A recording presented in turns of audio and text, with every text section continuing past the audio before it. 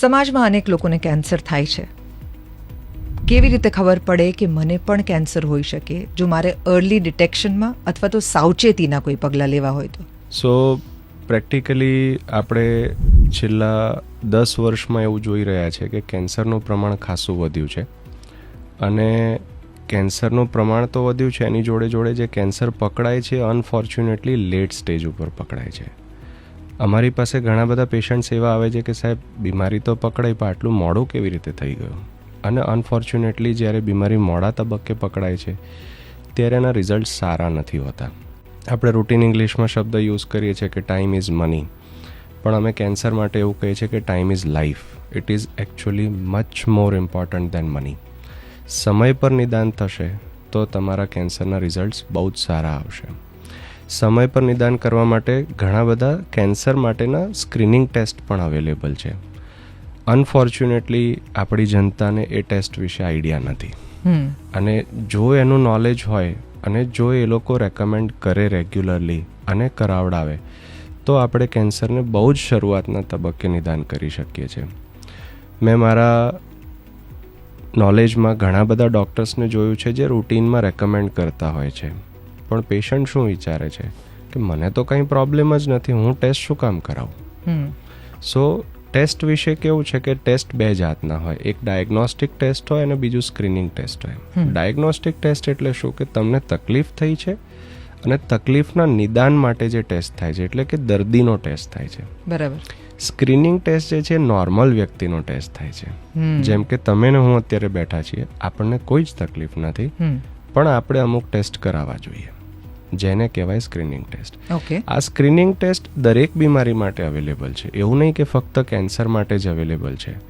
તમે છેલ્લા થોડા વર્ષોમાં જોયું હશે કે જીમમાં કે સ્પોર્ટ્સ ગ્રાઉન્ડ ઉપર ક્રિકેટ રમતા, એક્સરસાઇઝ કરતા ઘણા બધા સેલિબ્રિટીઝ અને યંગ વ્યક્તિઓ on spot they have died. Yes, that was cardiac death. એટલે લોકોને એ જોયું અને એના પછી બીક લાગી, એટલે હવે લોકો શું કરે છે કે આજુબાજુની લેબમાં જાતે પહોંચી જાય છે without any test, without any recommendation, અને કહે છે કે અરે ફૂલ બોડી પ્રોફાઇલ મારે કરવું છે, કરી આપો ને કઈ ટેસ્ટ છે તમારી, કઈ પ્રોફાઇલ છે, યુ સજેસ્ટ મી.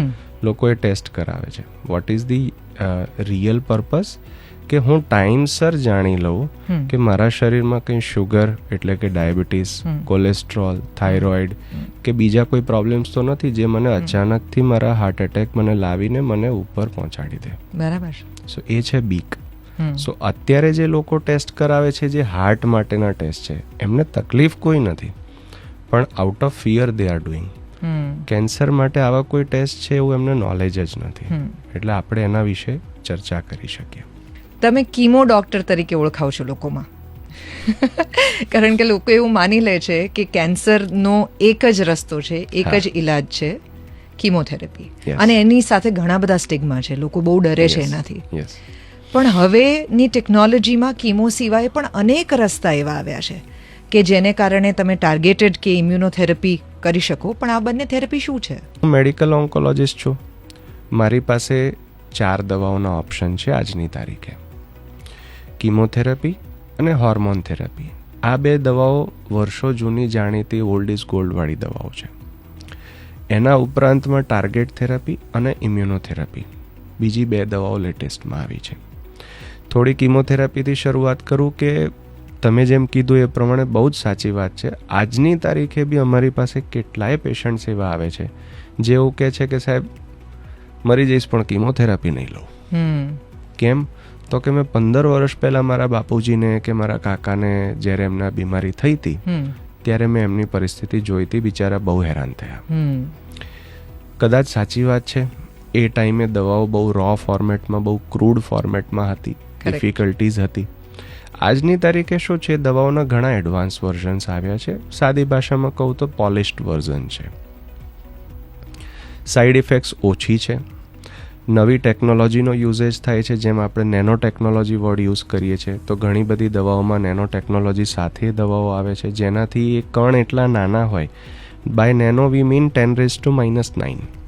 સો એ કણ એટલા નાના હોય કે ખૂણે ખૂણા સુધી પહોંચે, નાની નાની લોહીની નળીઓના માધ્યમથી એ શરીરના ખૂણે ખૂણા સુધી પહોંચે. બરાબર. ત્રીજી વસ્તુ, અમે કિમોથેરાપીઝ અને બીજી દવાઓનું જે ઇન્ફ્યુઝન છે, પહેલાં આપણે સાદી સોયથી દવા આપતા હતા, બરાબર. પણ હવે અમે કિમોપોર્ટ, પીક લાઇન એવા એડવાન્સ વર્ઝન્સ છે જેનાથી આપણે જ્યારે દવાઓ આપીએ છીએ ત્યારે શરીરની નસોને એટલું નુકસાન નથી થતું અને આડઅસરો ઓવરઓલ ઓછી થાય છે. સો કિમોથેરાપીમાં પણ ઘણું બધું એડવાન્સ આવ્યું છે જે કદાચ લોકોને ખબર નથી, કારણ કે લોકો આજે પણ એમણે જે પાસ્ટમાં અનુભવ જોયા હતા એ અનુભવને જ મગજમાં તાજું રાખીને ચાલે છે. કરેક્ટ.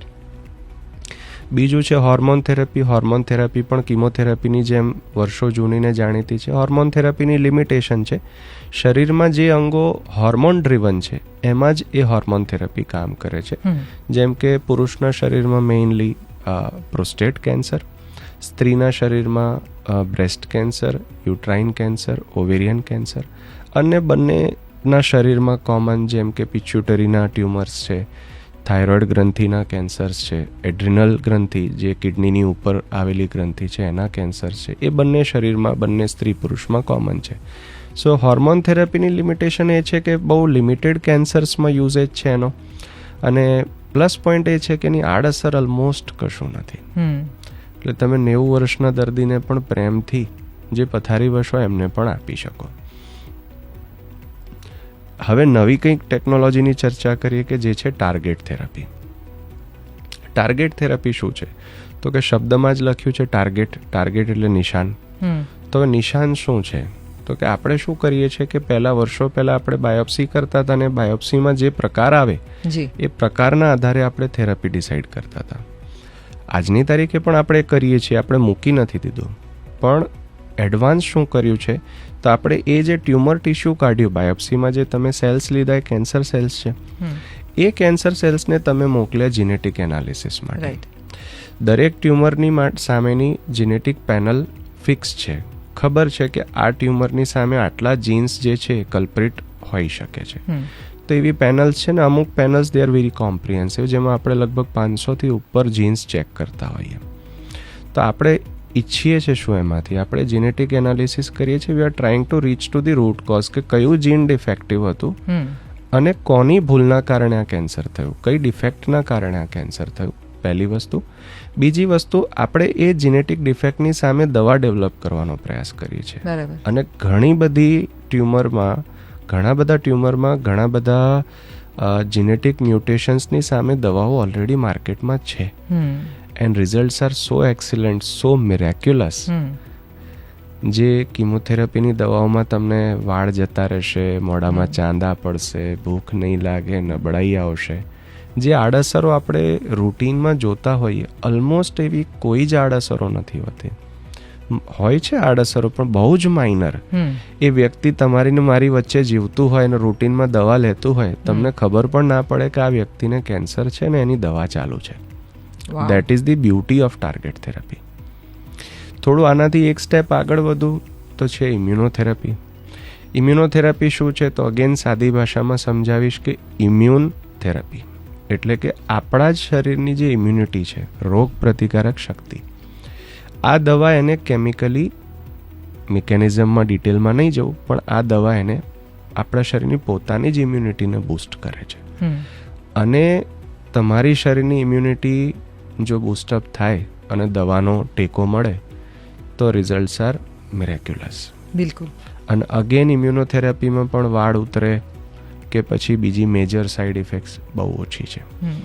સાઇડ ઇફેક્ટ્સની શક્યતાઓ 3%થી પણ ઓછી. એટલે આજે હું 100 પેશન્ટ્સને હું ટ્રીટમેન્ટ આપતો હોઉં તો 3 કે કદાચ વધીને 5 દર્દીને તકલીફ થશે. બાકીના 95% કે 97% દર્દી જે છે મજાથી તમારી મારી વચ્ચે ફરતા હશે, કદાચ ખબર પણ નહીં પડે. એટલે હવે કેન્સરથી પહેલા જેટલું ગભરાવાની જરૂર નથી. ઓબ્વિયસલી નહીં. સો આપણી પાસે ઓવરઓલ કેન્સરમાં બહુ જ સારી સુવિધાઓ અવેલેબલ છે. સર્જન્સની પાસે જે ઓલ્ડ વેમાં સર્જરી કરતા હતા એના કમ્પેરિઝનમાં મિનિમલી ઇન્વેઝિવ સર્જરીઝ છે. લેટેસ્ટમાં રોબોટિક સર્જરીઝ કરે છે. બહુ જ એક્સિલન્ટ આઉટકમ્સ છે. હમણાં જ રિસન્ટલી અમારા ત્યાં 90 વર્ષના પેશન્ટની રોબોટિક સર્જરી થઈ. તમે વિચારી પણ શકો કે 90 વર્ષના દર્દીની આપણે સર્જરી કરાવી, આપણે પહેલાંના જમાનામાં એવું કે બે ઘેર રાખો ને સેવા કરો ને, સાચી વાત. બીજું શું, હવે આટલી ઉંમરે બીજું શું ઈચ્છા છે તમારી. હમ. સો સર્જન્સ પાસે આ નવીનતમ ટેકનિક્સ છે. અમે મેડિકલ ઓન્કોલોજિસ્ટ પાસે મેં ઓલરેડી તમને જણાવ્યું એ રીતની એડવાન્સ મોડર્ન દવાઓ છે. જી. રેડિયેશન ઓન્કોલોજિસ્ટ પાસે એટલી એક્સ્ટ્રીમલી પ્રિસાઇઝ રેડિયેશનની ટેકનિક છે હમ. કે તમારું ટ્યુમર કોઈ એક મોતીના દાણાની સાઇઝનું હોય ને હમ. તો પણ આજુબાજુના ટિશ્યુને ડેમેજ કર્યા સિવાય હમ. એટલા પ્રિસાઇઝલી એ પાર્ટમાં રેડિયેશન આપીને એને કિલ કરે. રાઈટ. સો અત્યારના જમાનામાં જે કેન્સરના જે રિઝલ્ટ્સ છે, ટ્રીટમેન્ટના જે આઉટકમ્સ છે, દે આર રિયલી એક્સલન્ટ. અને ડેફિનેટલી હું તમારી વાત જોડે અગ્રી કરીશ કે કેન્સરથી ડરવાની જરૂર નથી. Cancer is no more cancel. Zydus Hospital presents RJ Devki के साथ छुपाना बंद बताना शुरू, छुपाना बंद बताना शुरू.